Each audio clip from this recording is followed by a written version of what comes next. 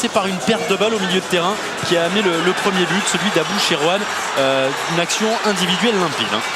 Pratiquement après la récupération du ballon, donc il y a eu quand même le jeu vers l'avant qui a permis à Abou Cherouane de récupérer ce ballon et de faire un crochet sur Pascal Mendy et de mettre une très belle frappe que Sylvain n'a pu rien faire. Regardez la feinte là, hop.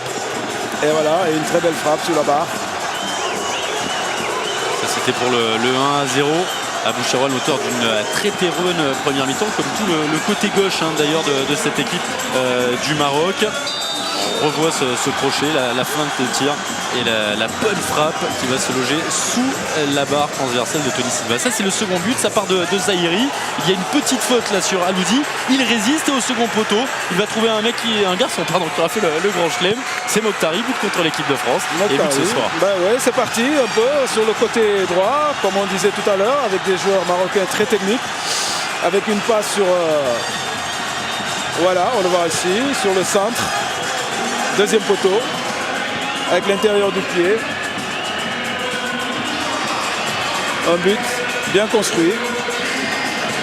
Mokhtari, très belle semaine pour lui, on le répète, déjà buteur contre l'équipe de France. Voici le troisième but et tout est parti du gardien marocain El Jarmouni.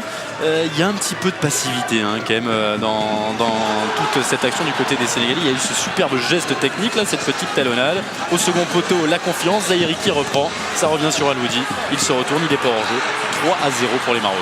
Ben oui, c'est dommage. À un moment donné, dans le match, l'équipe du Sénégal a un petit peu lâché, donc a laissé beaucoup d'espace à l'équipe marocaine. Et quand on connaît les joueurs marocains, quand on connaît leur talent, ils sont capables de faire la différence. Et avec au passage ce joli geste technique d'Abdesati. Je pense qu'on est avec Zahiri, en tout cas David Thomas est avec Zahiri. Ah oui, effectivement, Guillaume, avec Jawad Zahiri. Jawad, gros match pour le Maroc encore ce soir. Oui, c'est clair que nous, le Maroc, on aime jouer ce genre de match. On aime jouer contre les grandes nations. Et bon, ça nous permet aussi de nous mettre en valeur. Et bon, ce soir, on a joué ensemble avec une grande motivation.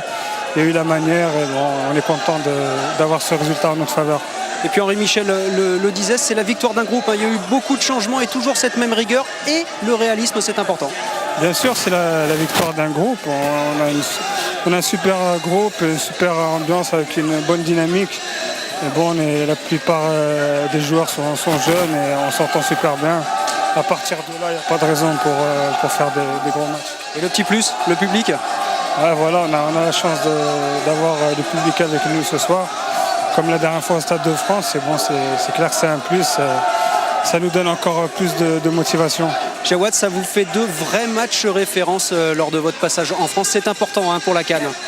Bien sûr, c'est toujours important d'avoir des matchs de référence avant la CAN pour nous permettre d'avoir beaucoup plus d'infinité.